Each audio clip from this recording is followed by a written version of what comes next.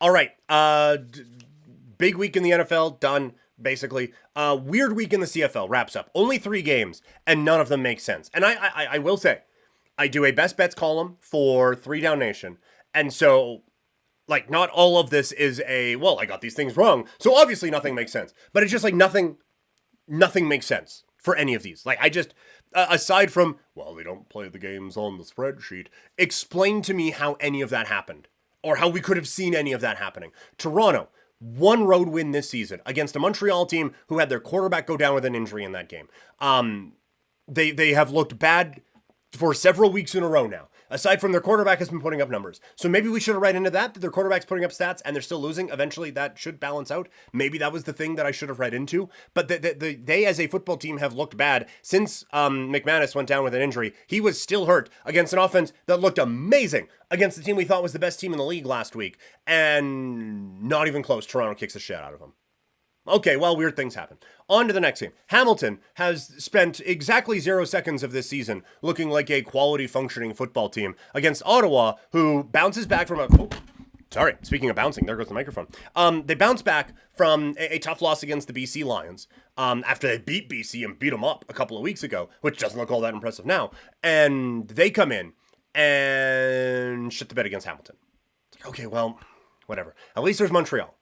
And now Montreal, they feel like that X beside their name means they don't have to play a real football game for the rest of the year. They looked horrendous against a Calgary Stampeders team that I went to great lengths, both in the 3 Down column and on the Friday preview, to explain how absolutely dog shit Calgary has been for the better part of the entire summer. And you only get a tie. None of that makes sense. And now we look at the CFL for the rest of the season.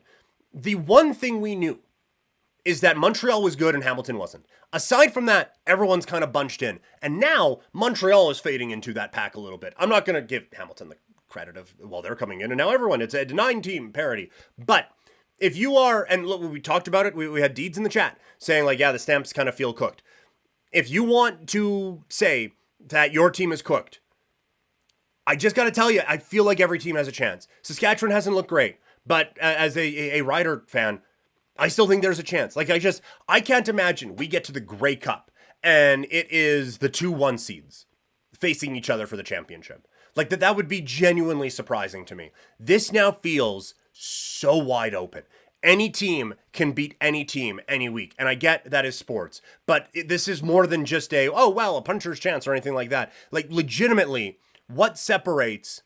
we're going to do power rankings in the CFL tomorrow. There is not much separating the number 1 team from the number 8 team. And there's even, I do think Montreal has the best roster. The Philpott news is a bummer, but I do think Montreal has the best roster. But even if we want to, just assume that this has just been a bad stretch and they're going to get it figured out, the difference between 2 and 8 is it's minuscule. So any given day, any of these teams can win. It is going to be a really interesting push to the postseason coming up in November.